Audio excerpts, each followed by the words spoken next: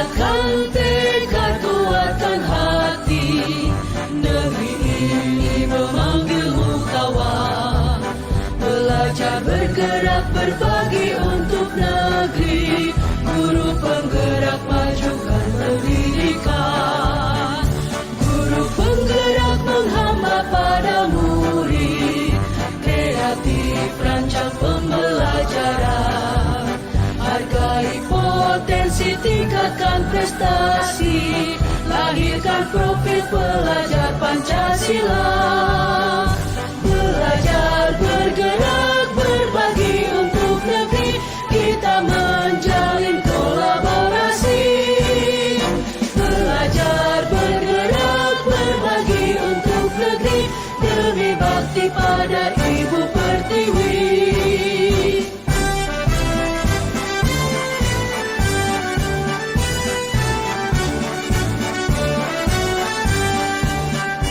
Bulatkan tekad, kuatkan hati, negeri ini memanggilmu kawan.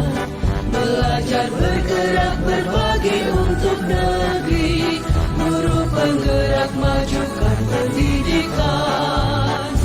Guru penggerak menghamba pada murid, kreatif rancang pembelajaran. Hargai potensi, tingkatkan prestasi, lahirkan profil pelajar Pancasila.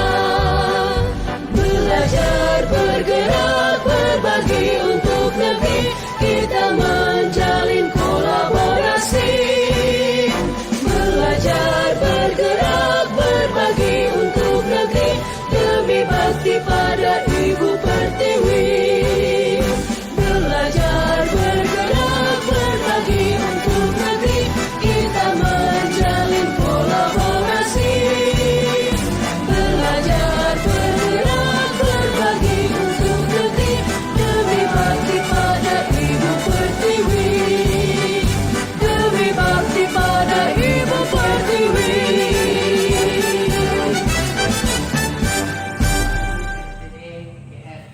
Lahirkan profil pelajar Pancasila. Belajar, bergerak, berbagi untuk negeri, kita menjalin kolaborasi. Belajar, bergerak, berbagi untuk negeri, demi bakti pada Ibu Pertiwi. Belajar, bergerak, berbagi untuk negeri, kita menjalin kolaborasi.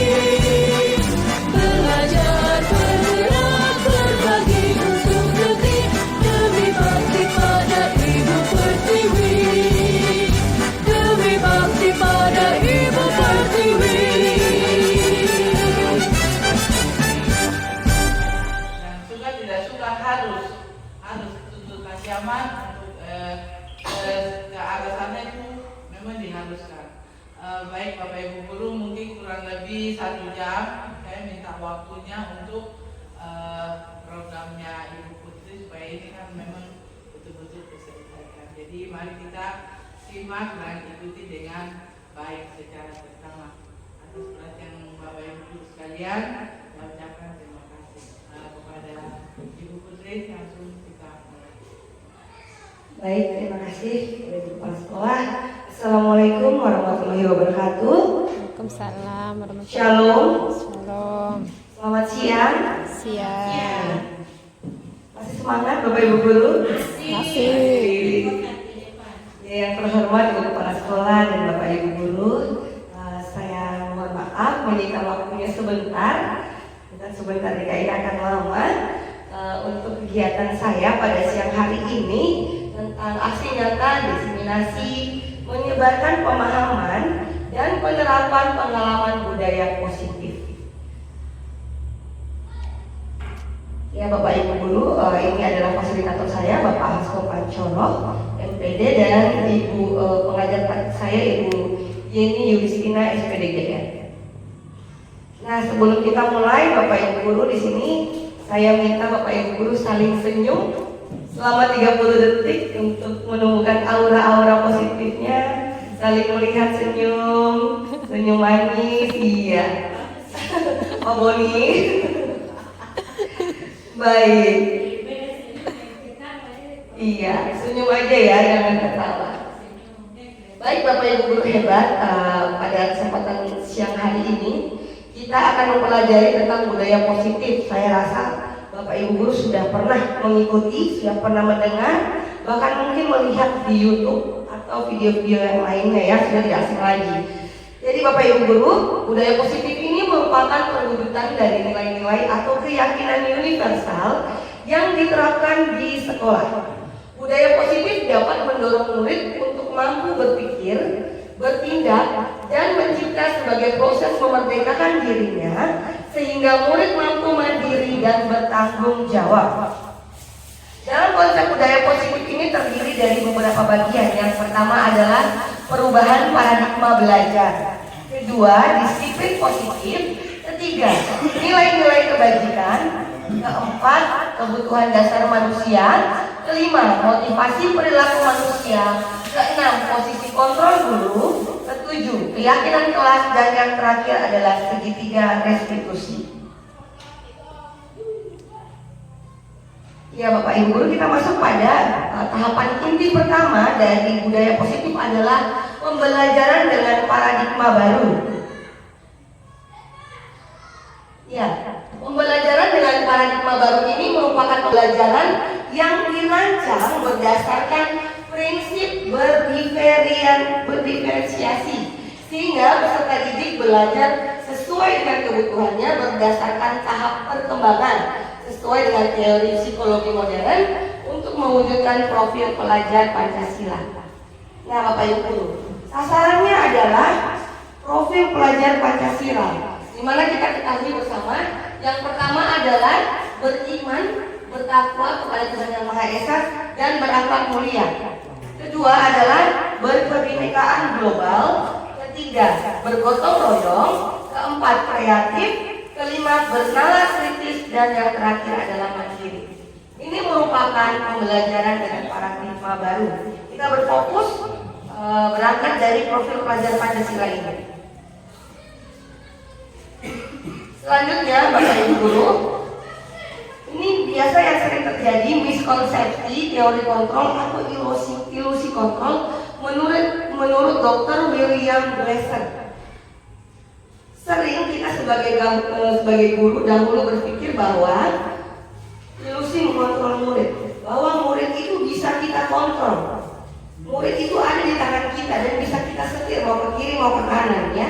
Itu miskonsepsi. Miskonsepsi kedua adalah ilusi bahwa semua penguatan positif, efektif dan bermanfaat bagi peserta didik. Miskonsepsi yang ketiga adalah ilusi bahwa kritik dan membuat rasa bersalah kepada peserta didik mampu menguatkan karakter peserta didik itu sendiri. Selanjutnya, ilusi bahwa orang dewasa berhak memaksa. Ini semua adalah ilusi menurut Dr. William Glasser. Nah, kita lanjut. Nah, bagaimana sekarang cara kita mengubah paradigma kita atau pola berpikir kita dari stimulus respon ke pendekatan teori kontrol? Stimulus responnya yang pertama adalah sering kita berpikir bahwa realitas kebutuhan kita itu sama atau realitas kebutuhan murid kita itu sama. Kedua, sering juga dalam stimulus respon kita melihat bahwa semua orang itu melihat hal yang sama dengan apa yang kita lihat. Kemudian kita mencoba mengubah orang agar ikut berpandangan sama dengan kita. Selanjutnya, perilaku buruk yang dilakukan oleh orang lain ataupun peserta didik kita anggap adalah suatu kesalahan. Dan orang lain dapat mengontrol diri kita. Selanjutnya, kita bisa mengontrol orang lain. Ini adalah stimulus respon. Ya, ketujuh, pemaksaan ada pada saat rujukan gagal. Kemudian model berpikir menang atau kalah. Sedangkan untuk teori kontrol dalam paradigma ini, teori kontrol yang pertama adalah ternyata Bapak Ibu guru bahwa realitas kebutuhan kita itu berbeda. kebutuhan masing-masing siswa kita itu berbeda, tidak sama. Kedua, semua orang itu memiliki gambaran yang berbeda-beda terhadap suatu hal. Selanjutnya, bagaimana cara kita berusaha memahami pandangan orang lain tentang dunia. Semua perilaku itu tidak buruk, tidak semuanya buruk, tetapi memiliki tujuannya masing-masing. Selanjutnya, orang tidak ada yang bisa mengontrol diri kita kecuali kita sendiri, ya. Kita tidak bisa juga mengontrol orang lain. Nah, kolaborasi dan konsensus menciptakan pilihan-pilihan baru dan pemikiran berpikir menang.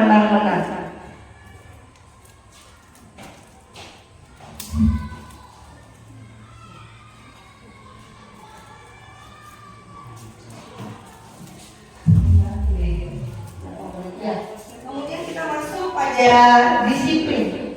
Apa itu makna disiplin? Jadi disiplin positif yang pertama, disiplin itu berasal dari kata disiplina yang artinya belajar. Disiplin mengacu pada disiplin diri yang memiliki tanggung jawab terhadap apa yang dilakukan berdasar nilai-nilai yang dipercayai atau yang diyakini. Kedua, disiplin positif merupakan salah satu cara penerapan disiplin yang bertujuan untuk menumbuhkan kesadaran serta memberdayakan peserta didik tanpa imbalan atau reward, ancaman atau hukuman. Jadi disiplin positif ini berbeda dengan hukuman ya Bapak Ibu. Kemudian,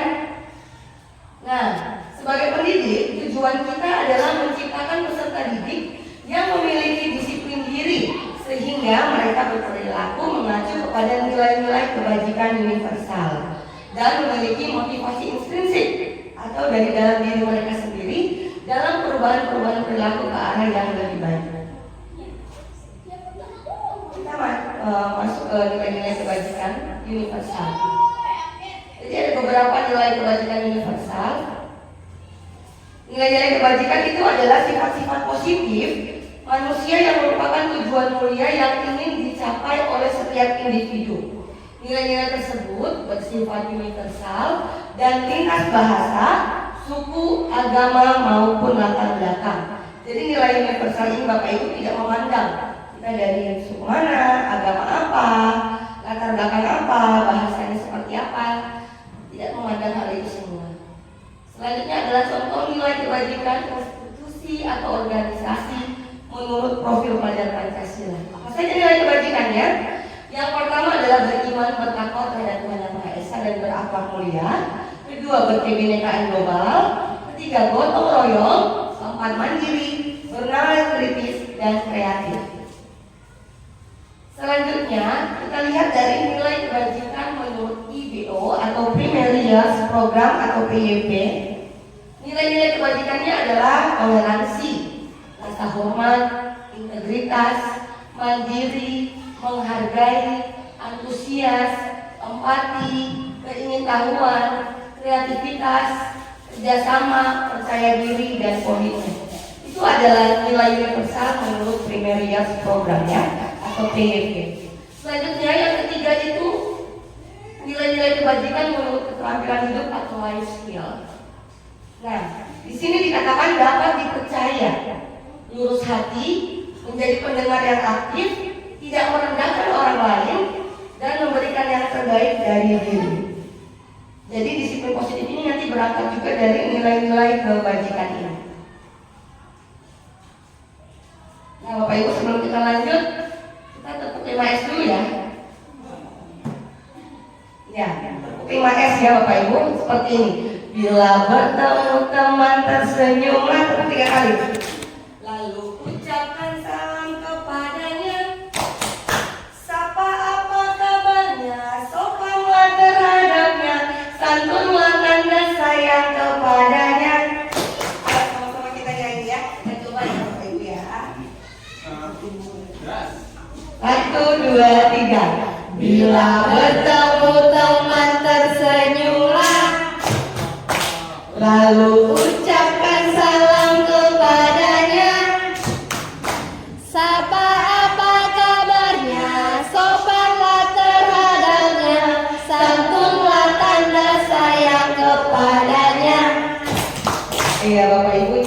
kita gunakan nanti ini merupakan salah satu budaya positif ya, 5S yang bisa kita terapkan kepada murid-murid kita di kelas ya.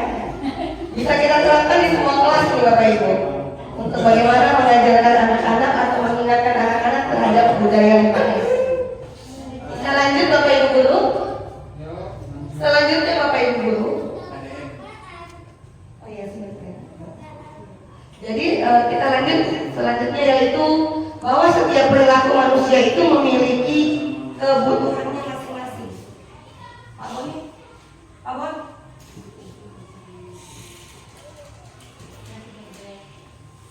Ya, jadi kita sebagai manusia memiliki kebutuhan dasar, dan itu seringkali menjadi latar belakang dari setiap tindakan yang kita lakukan Bapak Ibu. Nah, ada 5 kebutuhan dasar manusia Bapak Ibu. Yang pertama di sini adalah bertahan hidup atau survival. Kedua adalah kebutuhan mendapatkan kasih sayang atau rasa diterima. Ketiga, kebebasan. Keempat, kesenangan. Dan kelima adalah penguasaan. Mau tidak mau, inilah yang menjadi kebutuhan dasar manusia. Bukan hanya kebutuhan dasar kita sebagai Bapak Ibu guru pendidik, tetapi juga kepada peserta didik kita. Nah, ternyata Bapak Ibu, realitas atau kebutuhan setiap orang itu berbeda. Kita harus berusaha memahami pandangan orang lain terhadap dunia. Setiap orang memiliki gambaran yang berbeda-beda. Jadi kita tidak bisa memaksakan Ibu Guru Lufi harus berpandangan sama atau berpikiran sama dengan saya, ataupun sebaliknya. Karena kita memiliki gambaran atau pandangan yang berbeda-beda terhadap suatu hal. Nah, Bapak Ibu Guru, di sini ada kasus. Saya mau mengajak kita sama-sama mempelajari kasus ini. Nah, ini kasusnya ya. Ibu Ana, guru kelas 5 di SD Jaya Papua, sedang bingung menghadapi ulah salah satu murid di kelas bernama Agus. Mohon izin Pak Agus. Beberapa anak datang kepada Bu Guru Ana dan mengeluhkan sikap Agus yang seringkali mengambil bekal siang mereka dengan paksa. Jika Bapak Ibu Guru menghadapi situasi seperti Ibu Ana, apa yang akan Bapak Ibu Guru lakukan? Kemudian menurut Bapak Ibu Guru, kira-kira apa alasan Agus melakukan itu? Boleh? Ya, Guru bilang Agus jalapan. Ya, itu alasannya ya.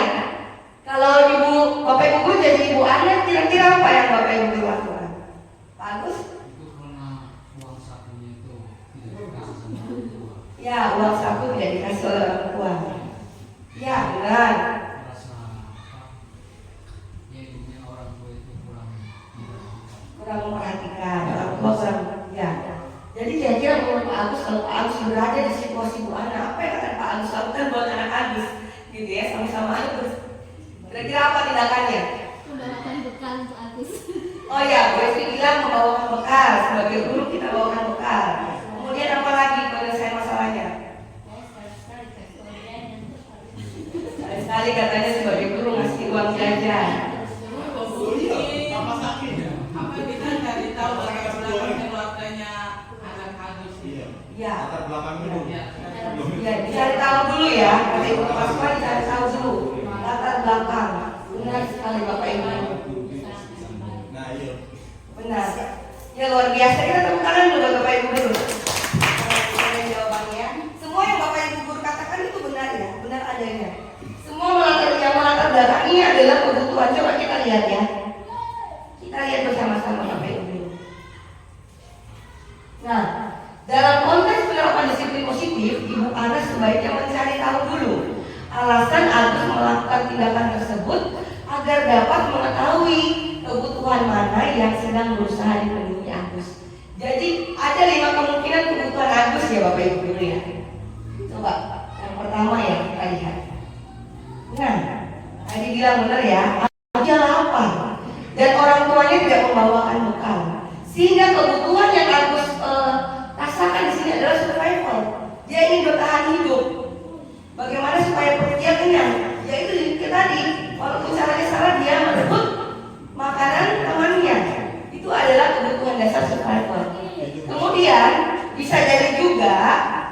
Ya, ada beberapa kemungkinan. Agus itu membutuhkan perhatian dan kasih sayang dari teman-temannya. Dia cari perhatian Bapak Ibu, sehingga dia ambil makanan teman-temannya supaya teman-temannya perhatikan dia, teriak-teriak seperti itu ya. Itu juga merupakan kebutuhan dasar. Selanjutnya, nah, yaitu power atau kekuasaan. Agus itu memang anaknya itu kebutuhan dasarnya itu power. Dia ingin memiliki kekuasaan. Dia merasa hebat karena teman-temannya jadi takut kalau dia ambil bekalnya, menuruti keinginannya. Itu adalah kebutuhan dasar juga. Selanjutnya Bapak Ibu, nah, kebutuhan dasar selanjutnya itu adalah freedom, kebebasan. Agus ini dia merasa bosan dengan bekal. Kemungkinan bapak ibunya atau orang tua Agus itu membawakan bekal, tapi mungkin karena dia tidak mendapatkan kebebasan, bekalnya mungkin hari ini telur, besok telur, atau nasi kuning terus, sehingga Agus dia merasa bosan. Ya, jadi dia ingin bebas berpilih atau memilih bekal yang dia inginkan. Selanjutnya yaitu kebutuhan dasar selanjutnya itu fun. Dia senang mengganggu, anak ini memang suka iseng. Ya, dia senang mengganggu, dia suka melihat ekspresi wajah teman-temannya kalau kesal sama dia. Seperti itu. Jadi ini adalah kebutuhan dasar. Terkadang kita jumpai pada anak-anak kita. Ini saya ingat sama murid kita yang bernama Keisha. Iya, Bapak Ibu guru ingat ya? Begitu. Nah, ternyata itu yang melatar belakangi setiap tindakan dari murid-murid kita itu adalah kebutuhan dasar yang belum mereka penuhi atau yang tidak mereka dapatkan ya, sehingga mereka banyak melakukan tindakan-tindakan yang terkadang kita sebagai guru menjadi emosi. Itu aja Bapak Ibu guru ya. Tapi di sini kita akan belajar bagaimana kita menyikapi setiap tindakan anak-anak kita itu, karena ternyata dalam setiap tindakan itu memiliki alasan atau tujuan. Seperti itu. Kita lanjut Bapak Ibu guru. Saya mau tanya sama Bapak Ibu guru. Menurut Bapak Ibu guru, hukuman di sekolah dapat mendisiplinkan anak, setuju atau tidak? Ada yang tidak setuju, ada yang setuju. Apakah hukuman bisa mendisiplinkan anak? Oh no, no, Ada yang jawab no. no, tidak ngefek. No, tidak ngefek ya di anak sekarang. Tidak ngefek. Selanjutnya, pemberian hukuman dengan hal positif seperti membaca atau membersihkan halaman sekolah dapat meningkatkan disiplin anak. Setuju apa tidak Bapak Ibu guru? Kalau ini setuju saya. Setuju. Kenapa Pak? Karena akan membekas di kepala kalau saya bikin kesalahan pasti disuruh seperti membersihkan halaman. Bahkan dia sendiri atau maksudnya misalnya dia bikin salah sendiri, pasti dia dihukum membersihkan halaman sendiri kan, merasa dia marah. Ya memang marah tapi malu. Oh malu. Oke, baik. Jadi menurut Pak Yasin, nanti tidak akan takut ya. Jadi tidak akan mengulangi lagi seperti itu. Sampah terus. Oke, baik. Kita simpan dulu jawabannya. Kemudian, memberi penghargaan dapat meningkatkan motivasi belajar anak. Setuju tidak? Aduh, kalau ini saya nano-nano. Maksudnya manja. Iya Bu. Kadang juga manja jadinya. Benar, ada yang setuju, ada yang tidak. Luar biasa di jawaban yang bervariasi. Selanjutnya, membuat anak merasa bersalah, memberikan dampak lebih ringan dibanding menghukum. Setuju atau tidak? membuat anak merasa bersalah memberi dampak. Ada yang selingkuh di tulisannya. Oh, tak boleh ini. Merasa bersalah, tak boleh. Enggak ya? Nggak setuju nih ya? Oh, kenapa Bapak Ibu tidak setuju? Baik, Bapak Ibu dulu. Nah, kita akan belajar di sini tentang hukuman dan sanksi atau konsekuensi. Ini ada kasus lagi Bapak Ibu. Coba kita belajar ya sama-sama ya. Dini kurang menguasai pelajaran matematika, sehingga pada saat pelajaran itu berlangsung, Dini lebih banyak berdiam diri atau menggambar di bukunya. Pada saat guru matematikanya Pak Doni memberikan pertanyaan kepadanya, Dini menjadi gugup dan tanpa sengaja menjatuhkan buku pelajarannya, serta tiba-tiba menjadi gagap ketika berusaha menjawab pertanyaan dari Pak Doni. Seluruh kelas menjadi riuh dan tertawa melihat Dini yang tergagap seperti itu. Pada saat itu, Pak Doni membiarkan Dini ditertawai oleh teman-temannya, sehingga membuat Dini merasa malu. Dan malahan Pak Doni menyuruh Dini maju ke depan dan memegang hidungnya sendiri karena tidak dapat menjawab pertanyaan yang diberikan. Pertanyaannya Bapak Ibu Guru, apakah Bapak Ibu Guru setuju dengan tindakan Pak Doni kepada Dini? Enggak. Tidak. Apa alasannya? Minder. Iya, membuat anak minder. Nggak mau sekolah. Ya, membuat anak jadi tidak percaya diri, Iya. tidak mau sekolah ya. Nah, sekarang menurut Bapak Ibu Guru, tindakan Pak Doni ini merupakan hukuman atau konsekuensi? Hukuman. Ibu Ker dengan Ibu Betty bilang hukuman.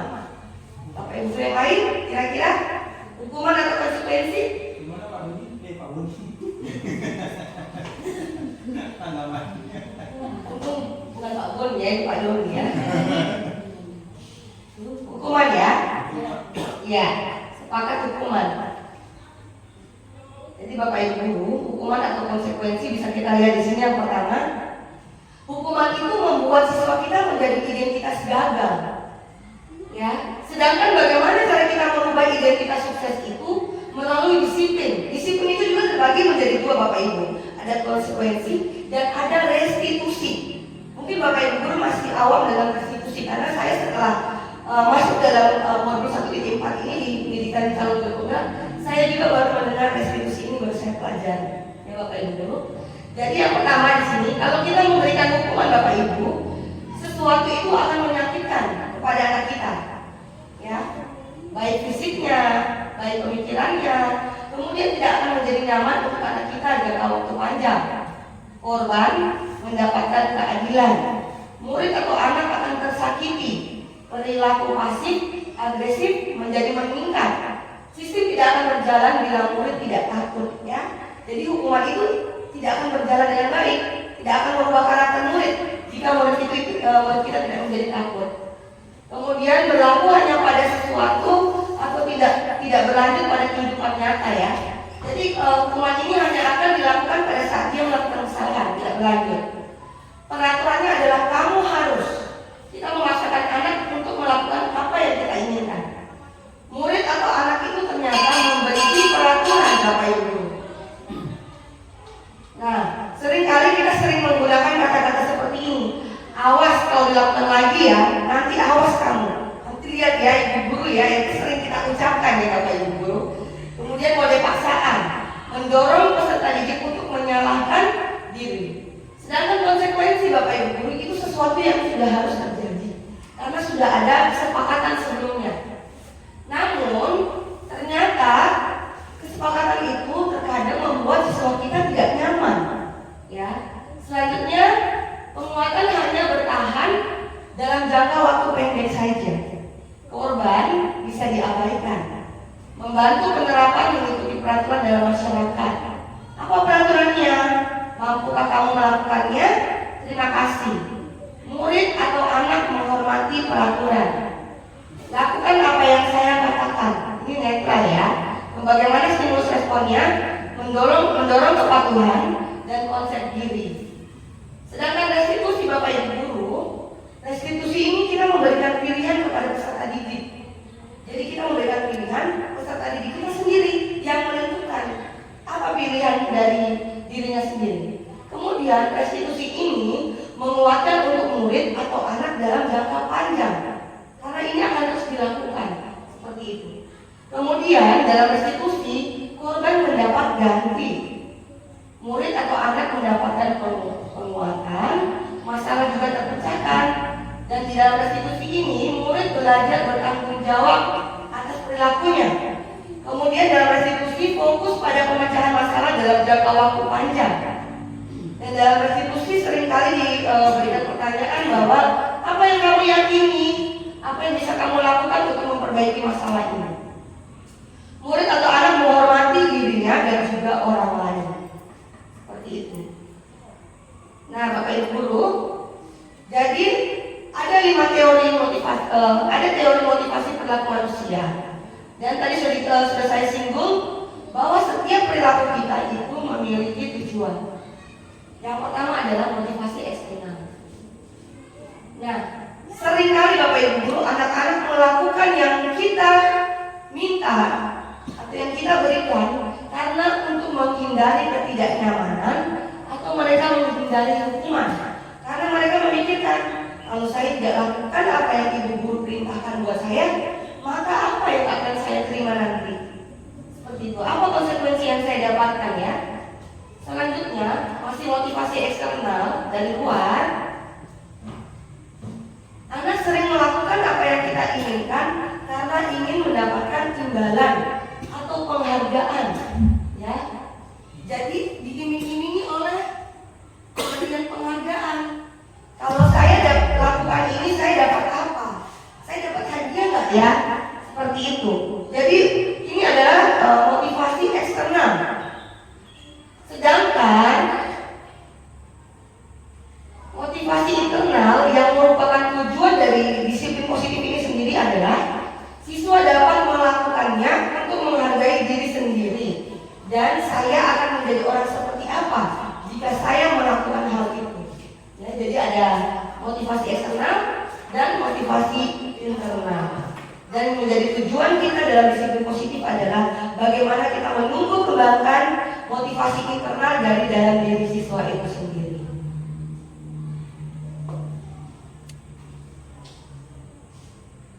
Baik Bapak Ibu Guru, dahulu saya punya bintang kelas, saya sudah lepas di situ.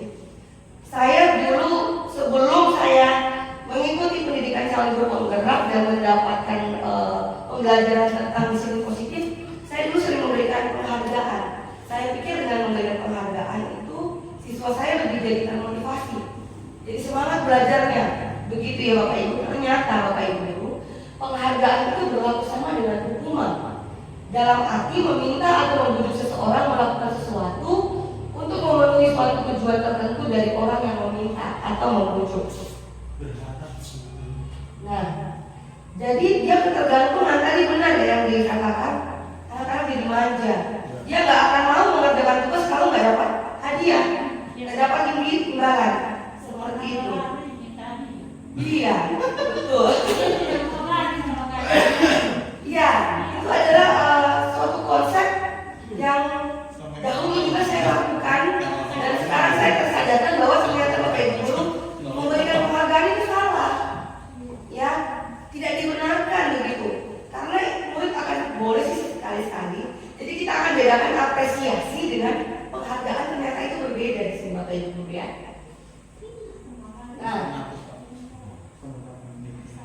Nah, dihukum dalam oleh penghargaan itu pengaruhnya jangka pendek dan jangka panjang Bapak Ibu Guru ya.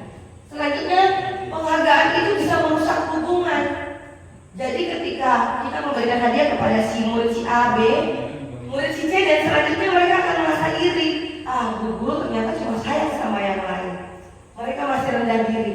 Nah, itu merusak hubungan murid dengan murid dan juga ternyata merusak hubungan kita dengan murid kita sendiri. Seperti itu ya.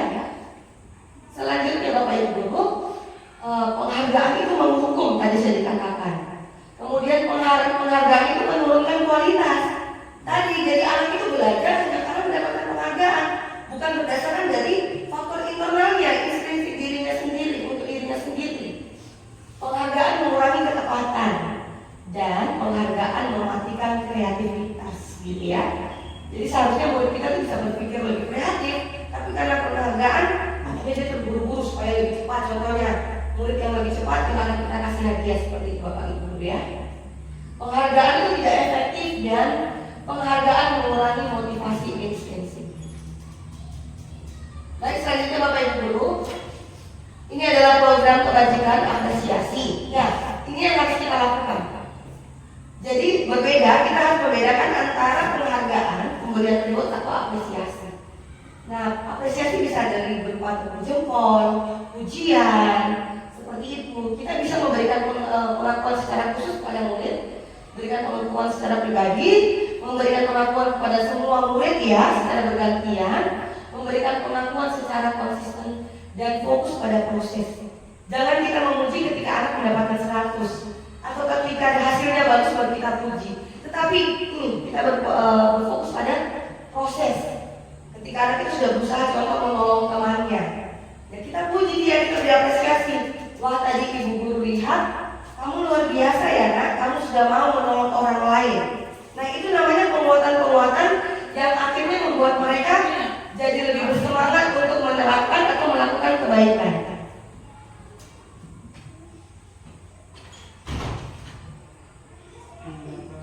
Ya, kita akan latihan bersama Bapak Ibu Guru. Nah, menurut Bapak Ibu Guru, lari mengelilingi lapangan basket 2 kali karena terlambat di sekolah merupakan hukuman atau konsekuensi? Hukuman? Ya, kita lihat jawabannya. Ya, benar sekali Bapak Ibu Guru. Itu merupakan hukuman. Kedua, membersihkan tumpahan air di meja tulis karena tersenggol pada saat belajar, itu merupakan hukuman atau konsekuensi? Konsekuensi. Ya, benar sekali ya. Jadi dia pemakan, artinya dia harus bertanggung jawab membersihkan. Selanjutnya, murid diminta push up 15 kali karena tidak mengerjakan PR. Hukuman atau konsekuensi? Hukuman, benar sekali. Ini kayaknya zaman dulu ya Bapak Ibu Guru ya. Tidak diberlakukan lagi untuk zaman sekarang. Selanjutnya, menggantikan kertas teman yang sudah dicoret-coret. Konsekuensi. Benar sekali Bapak Ibu Guru. Nah Bapak Ibu Guru, kita sebagai guru memiliki ada beberapa posisi kontrol. Yang pertama, penghukum. Ini adalah pilihan bagi kita dan mungkin sudah pernah kita lakukan tanpa sengaja atau tidak kita sengaja. Posisi kontrol pertama, penghukum. Yang kedua, pembuat merasa bersalah Bapak Ibu Guru. Seringkali ya kita sering melakukan itu, membuat merasa bersalah. Kamu ini nggak mau belajar, padahal Bapak Ibu Guru sudah capek-capek kok. Nah itu membuat siswa menjadi rasa bersalah. Selanjutnya, seringkali kita menjadikan siswa sebagai teman. Tolong ya nak, ayolah. Kalau kamu nggak tulis nanti ibu guru dimarah loh. Kalau kamu nggak kerjakan ini, ya itu adalah posisi kontrol kita sebagai teman. Selanjutnya, pemantau. Dia suka mantau, ya suka lihat duduk di depan kita mantau. Kamu kenapa tidur? Ayo, apa peraturannya? Seperti itu ya. Kita mantau anak kita dalam gerak-geriknya. Itu yang disebut dengan pemantau. Dan terakhir adalah posisi kita guru sebagai manajer. Nah, Bapak Ibu Guru, di sini yang disarankan mungkin sering kita lakukan ya, sebagai penghukum, membuat merasa bersalah, teman, pemantau, itu mungkin sudah sering kita lakukan. Tapi bagaimana Bapak Ibu Guru di sini? Saya mengajak, bukan karena saya sudah melakukan, saya juga masih tahap proses belajar. Kita sama-sama belajar bagaimana kita menjadi guru dengan menempati posisi kontrol manajer. Apa sih manajer itu?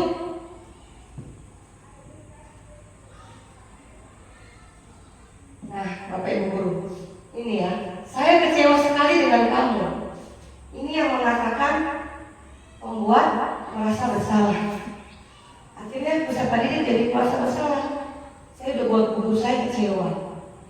Kamu tidak pernah benar melakukannya. Ini adalah hukuman. Ya, hukuman buat mental peserta didik kita, menjatuhkan mental peserta didik kita.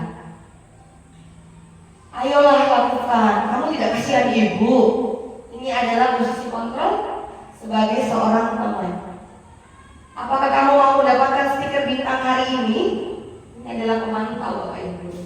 Kita mantau siswa kita ya dengan iming-iming penghargaan. Nah, bagaimana kamu bisa menyelesaikan masalah ini? Ini adalah posisi seorang manajer. Ini yang harus kita belajar praktekkan kepada murid-murid kita Bapak Ibu. Nah Bapak Ibu Guru, hukuman itu sesuatu hal yang kita lakukan tidak terencana tapi tiba-tiba. Murid tidak tahu apa yang akan terjadi dan tidak dilibatkan di dalamnya. Ini bersifat satu arah, berupa fisik atau psikis hukumannya. Sedangkan konsekuensi terencana dalam aturan kelas ya. Ini Bapak Ibu sudah punya aturan, saya juga sudah punya aturan kelas. Rencana atau disepakati sesuai aturan, tapi murid tetap dibuat tidak nyaman. Sikap guru jadi memonitor murid selalu. Sedangkan restitusi, Bapak Ibu guru, restitusi ini adalah proses menciptakan kondisi bagi seorang murid untuk memperbaiki kesalahan. Nah, di sini terjadi proses yang kolaboratif, mengajarkan murid kita untuk mencari solusi sendiri. Nah, untuk mendapat hal itu Bapak Ibu guru, kita harus membuat keyakinan kelas. Mengapa keyakinan kelas bukan peraturan kelas Bapak Ibu guru? Kira-kira kenapa harus keyakinan kelas ya, bukan peraturan kelas? Coba kita cek sama-sama. Nah, karena keyakinan kelas ini mengandung nilai-nilai kebajikan atau prinsip-prinsip universal yang disepakati bersama secara universal, terlepas dari perbedaan suku, agama, negara, dan bahasa. Menurut dosen pada tahun 1998, suatu keyakinan akan memotivasi seseorang dari dalam diri atau intrinsik. Seseorang akan lebih bersemangat untuk menjalankan keyakinannya daripada hanya sekedar mengikuti peraturan, ya. Kalau mengikuti peraturan itu kadang dia lupa, kadang tidak, dia merasa terpaksa. Kalau saya tidak melakukan nanti saya akan kena hukuman, saya harus melakukan konsekuensi seperti ini. Nah, sedangkan kalau restitusi atau keyakinan kelas ini, dia akan mengikuti dari dalam dirinya sendiri, karena itu adalah nilai-nilai yang dia yakini. Nah, ini Bapak Ibu. Ini contoh peraturan kelas ya. Kalau peraturan kelasnya itu selalu kembalikan buku ke tempatnya. Keyakinan kelasnya adalah tanggung jawab. Kedua, dilarang mengganggu orang lain. Keyakinan kelasnya adalah menghormati orang lain dan diri sendiri. Hadir di sekolah 15 menit sebelum pembelajaran dimulai. Keyakinannya adalah menghormati orang lain dan komitmen pada tujuan. Dilarang melakukan kekerasan. Keyakinan kelasnya adalah keselamatan dan menghargai dan menghormati orang lain. Dilarang menggunakan narkoba. Keyakinannya adalah menjaga kesehatan. Selanjutnya, bergantian atau menunggu giliran. Keyakinannya adalah menghormati orang lain dan kesabaran. Selanjutnya, jangan berlari di kelas atau koridor. Keyakinan kelasnya adalah keselamatan dan keamanan. Nah, untuk melakukan pembentukan keyakinan kelas Bapak Ibu, keyakinan kelas itu lebih bersifat abstrak daripada peraturan yang lebih rinci dan konkret. Kemudian keyakinan kelas itu berupa pernyataan-pernyataan universal tadi. Bisa saling menyayangi, saling menghormati, ya, gotong royong, mandiri, tanggung jawab. Itu adalah keyakinan kelas yang bisa nanti Bapak Ibu guru buat di kelas masing-masing. Selanjutnya, pernyataan keyakinan kelas dibuat dalam bentuk positif, ya. Jadi tidak ada kata larangan. Tidak boleh membuang sampah sembarangan atau buanglah sampah pada tempatnya. Nanti keyakinannya adalah menjaga kebersihan kelas. Seperti itu ya contoh-contohnya Bapak Ibu guru. Keyakinan kelas sebaiknya sesuatu yang dapat diterapkan di lingkungan tersebut. Keyakinan kelas jangan terlalu banyak sehingga mudah diingat dan dipahami. Semua warga kelas itu berkontribusi dalam pembuatan keyakinan kelas lewat curah pendapat. Selanjutnya, bersedia meninjau kembali keyakinan kelas dari waktu ke waktu. Nah, segitiga restitusi Bapak, ini tahapan terakhir dalam pertemuan kita pada siang hari ini. Jadi segitiga restitusi itu adalah proses menciptakan kondisi bagi murid untuk memperbaiki kesalahan mereka sehingga mereka bisa kembali pada kelompok mereka dengan karakter yang lebih kuat. Melalui restitusi, guru dapat membantu murid menjadi lebih memiliki tujuan, disiplin positif, serta memulihkan dirinya setelah berbuat salah. Jadi dia tidak merasa terhukum, tidak merasa terlukai, tetapi dia bisa memulihkan dirinya. Kedua, membantu murid untuk jujur pada diri sendiri dan mengevaluasi dampak dari kesalahan yang dia lakukan. Memberikan penawaran dan bukan paksaan. Bapak Ibu guru, ada 3 tahapan segitiga restitusi. Yang pertama adalah menstabilkan identitas. Jadi ketika anak membuat masalah, contohnya seperti tadi tidak mengerjakan PR, Kita akan menstabilkan identitas dulu. Kita bertanya dulu kepada anak tersebut, kamu bukan satu-satunya yang pernah melakukan hal ini. Kita beritahu kepada anak kita bahwa membuat kesalahan itu wajar, ya. Kemudian setiap orang pasti pernah membuat kesalahan, sehingga anak kita tersebut tidak merasa bersalah atau tertuduh, sehingga ada rasa percaya diri untuk dia dapat menceritakan. Kemudian tahap validasi tindakan yang salah. Setelah kita menstabilkan identitas, kita melakukan validasi tindakan yang salah. Nah, kita tanya dulu, setiap tindakan itu kan pasti punya alasan.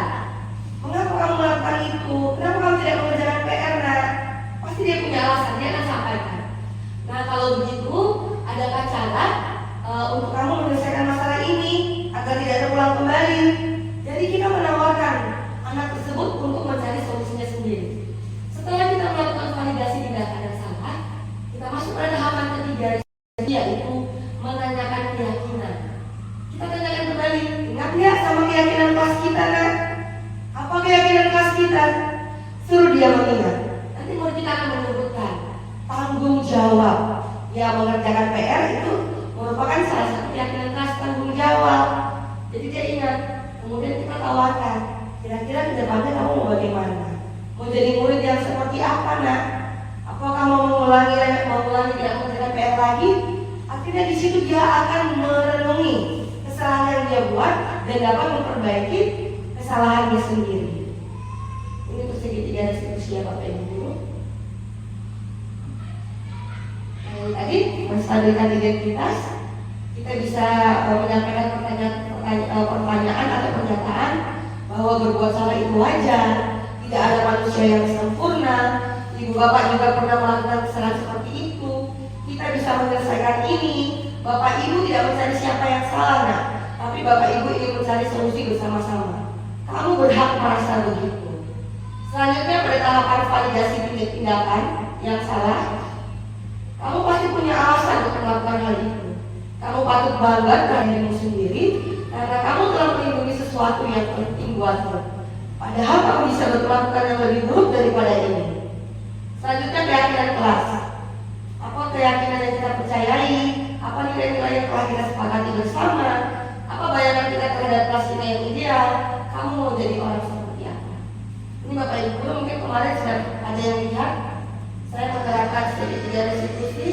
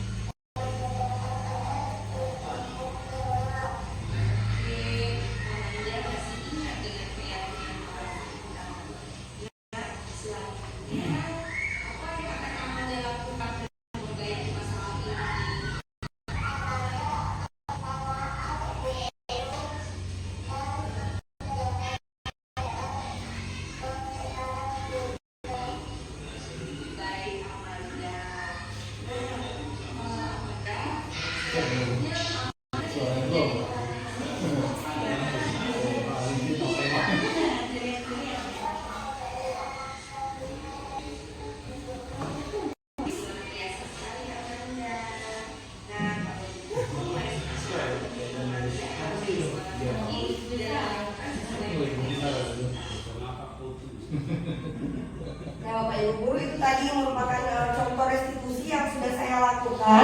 dalam tugas saya demonstrasi kontekstual. Jadi itu bisa kita terapkan bersama, belajar bersama-sama.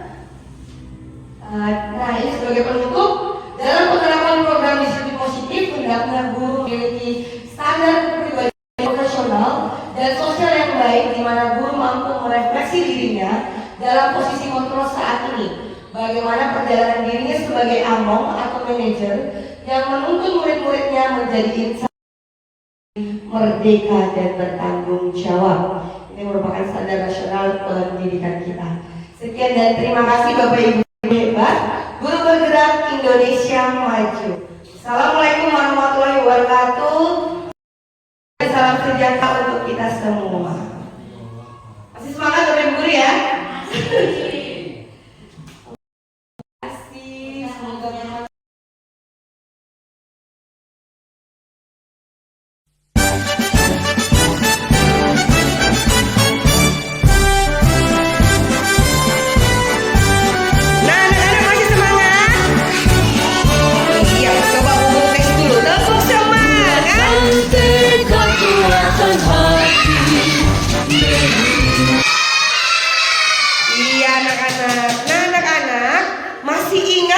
Dengan kesepakatan kelas yang sudah kita buat kemarin.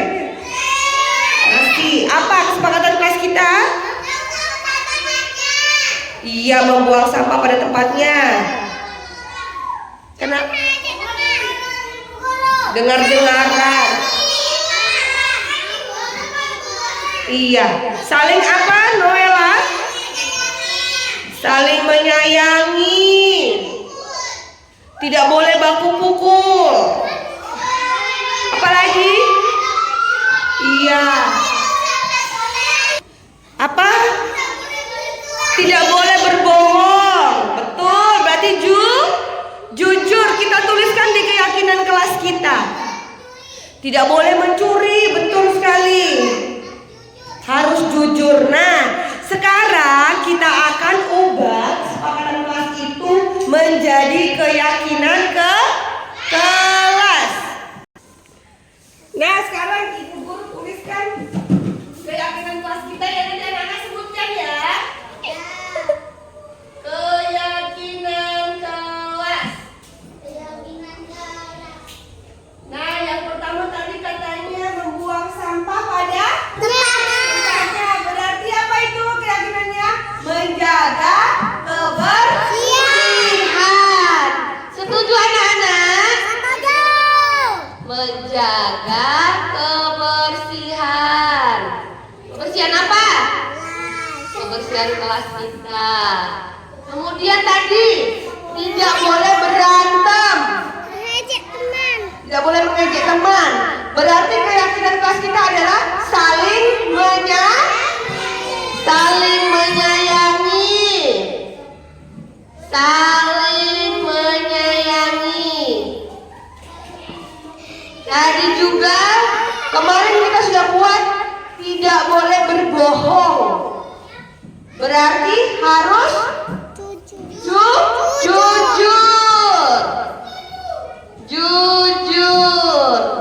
Kemudian datang tepat waktu. Berarti disiplin. Oke. Disiplin. Apalagi kemarin? Tadi mendengarkan ketika iya, Ibu Guru berbicara, berarti saling menghargai. Betul sekali. Keyakinan kelas kita yaitu saling menghargai. Oke, apalagi saling tolong menolong. Saling tolong menolong ya, kemarin ya. Berarti apa? Gotong royong. Betul sekali. Gotong royong. Nah, anak-anak, apakah semua ini bisa kita lakukan bersama-sama? Bisa. Nah, anak-anak, keyakinan kelas yang sudah kita sepakati bersama ini apakah bisa kita lakukan bersama-sama? Bisa tidak? Bisa. Keyakinan kelas ini mengandung nilai-nilai kebajikan yang harus kita junjung tinggi, kita lakukan. Oh iya, masih lupa tadi satu. Kalau diberikan tugas harus dikerjakan. Berarti keyakinannya apa? Tanggung jawab. Ibu guru tuliskan lagi tanggung jawab ya. Nah, ada tanggung jawab. Ya, berarti kita sebagai anak-anak murid kita harus melakukan apa sayang? Keyakinan kelas kita. Bu guru tes lagi. Mana semangatmu? Mana? Oke, tepuk tangan buat kita semuanya. Nah, Ibu guru harapkan kita dapat bersama-sama melaksanakan keyakinan kelas kita dalam setiap kegiatan kita. Dan anak-anak dapat melakukan juga ketika di rumah. Kita saling mengingatkan ya. Oke? Siap?